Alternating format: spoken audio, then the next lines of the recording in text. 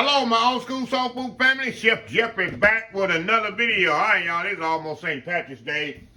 And you know the St. Patrick's Day tradition is corned beef and cabbage, y'all. And I'm going to show you my rendition of corned beef and cabbage. Very simple, very easy. It's nothing to it, y'all. I'm cooking on top of the stove. You actually can, hold on, y'all.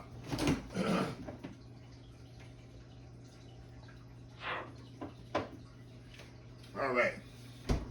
You actually can cook it in the oven too, but it's not the same result. It's slightly different. But anyway, the point in hand here, I got about a 2.5 pound brisket. All corned beef is a brisket that's been brined for like minimum 24 hours. Some of them do 48 hours. And that's what it is. So all it is a brisket. So if you hear me keep saying brisket in the video, that's all it is. And this is pretty much a center cut, all meaty, got a little fat, gotta have a little fat cap on it.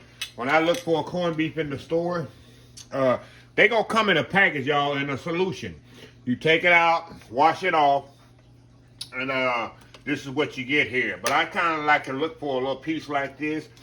But definitely, guys, y'all know me, you gotta have some fat cap on there. That's definitely flavor in the cooking process.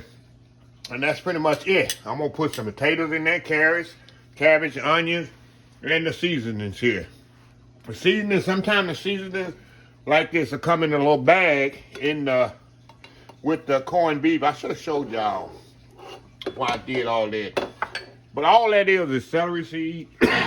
Sorry, y'all. Choked up here. Celery seed, mustard seeds in there.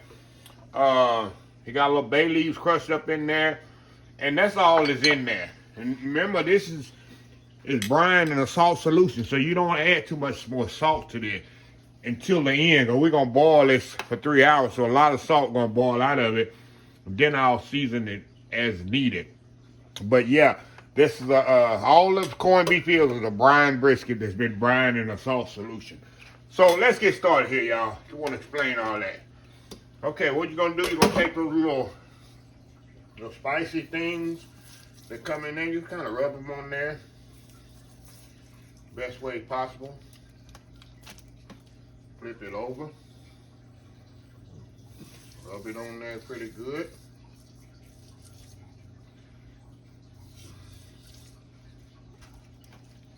Put it on the other side and put some on the side here.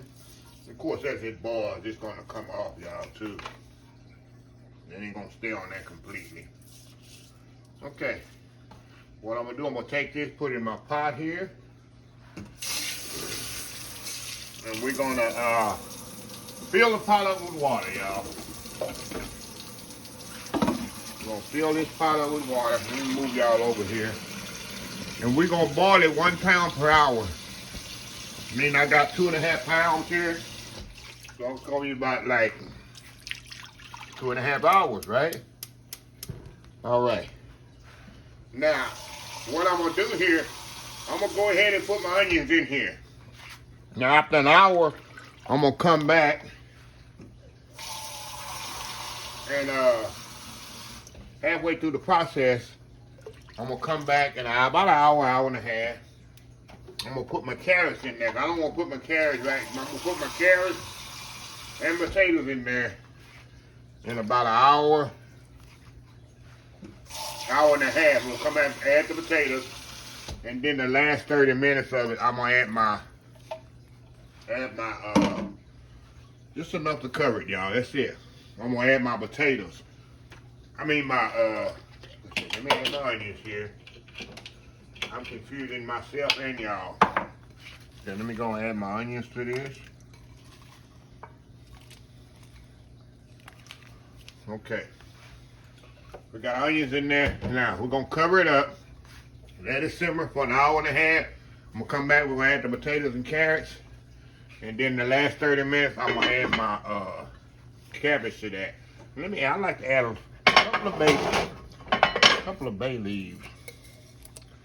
Add a couple of bay leaves to this, y'all. And that's it.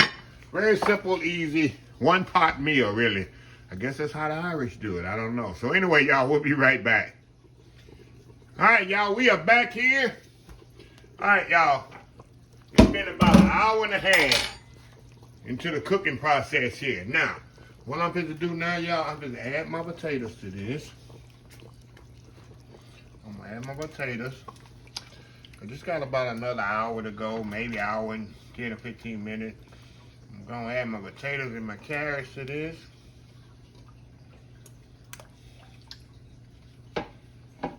Remember, I got my onions. The last thing I'm going to do is add my carrots in the last 30 minutes of the cooking process. So I add my carrots to this.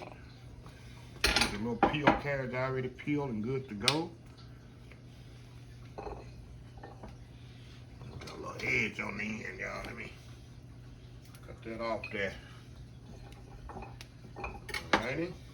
Now, I'm going to put a little white vinegar in here, y'all. Just a second.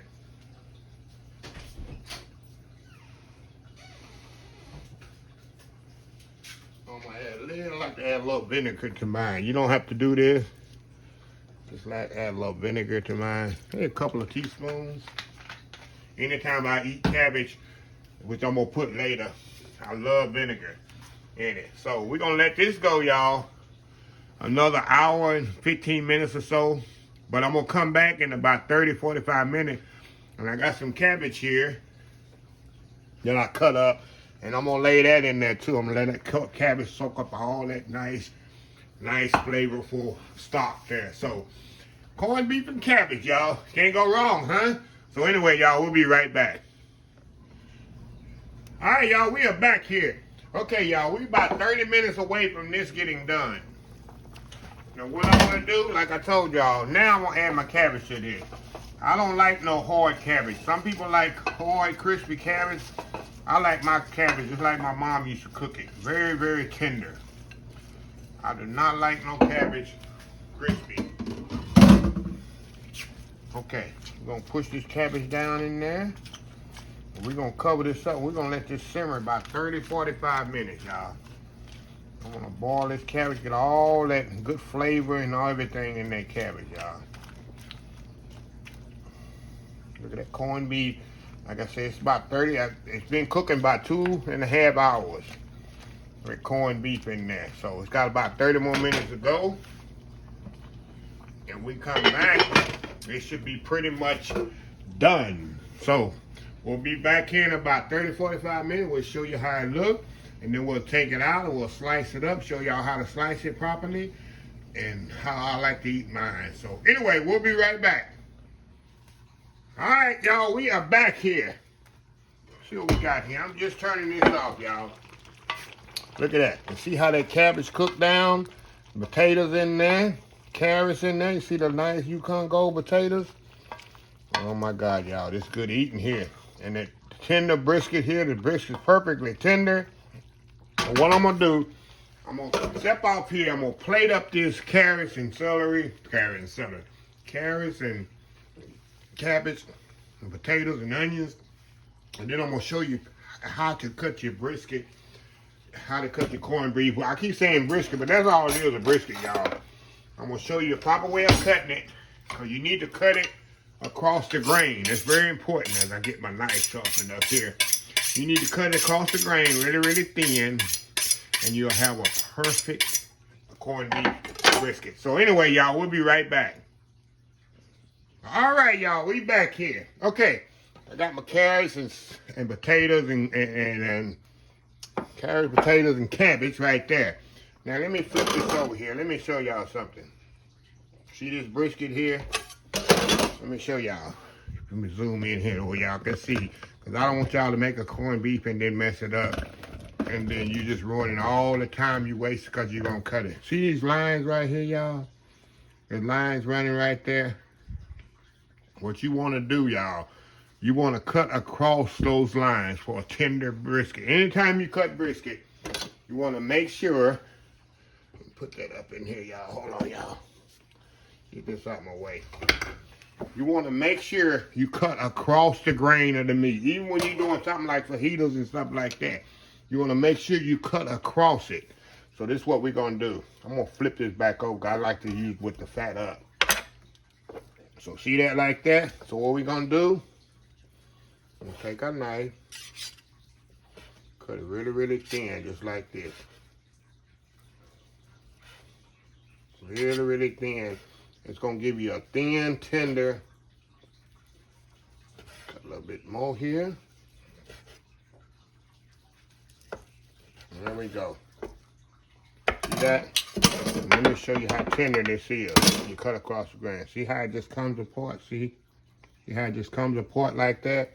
That's the key of cutting across the grain. And let me plate this up here on my plate here. And I'm gonna cut one little bit more piece, because I gotta use this in another video, y'all. I wonder what else I could do with this corned beef, y'all. What else could I do with this corned beef, huh? Okay, this on the plate here. Look at that. Now look, I'm gonna step off. Let me move this out the way, y'all. I'm gonna step off here. Put that on there. It's a little fat piece there. We're gonna step off here, y'all, for a second. And we're gonna make this world famous YouTube thumbnail, and we'll be back. We'll try this out. We'll be right back. All right, y'all, we are back here. There we go, like I told y'all. And y'all, I need me some pepper sauce with mine. Hold on, y'all. I know the Irish or whatever don't do this, but I need me some pepper sauce on my cabbage. Let me go ahead and get a bite of cabbage here. Let me show y'all something else. I got me a little hot water cornbread. Y'all, I don't know about this hot water cornbread doing. A hot water cornbread on now. Look at that. All right. Into the corned beef here. I actually don't need no knife for it. It's totally falling apart. See how it's falling apart on the knife? You don't need no knife. Look at that. How it just falls tender. See that? That's the key to cutting across the grain with the corned beef. I was telling y'all, another way they eat it with coarse grain mustard, which I like it on coarse grain mustard on my corned beef. I've eaten it like that too before. So, there's nothing wrong with eating the corned beef like that. But, gotta have that cabbage, y'all. Cabbage perfectly tender. I do not like no crunchy cabbage. Perfectly cooked. So, anyway, y'all have a happy St. Patrick's Day. I'm gonna close this video out.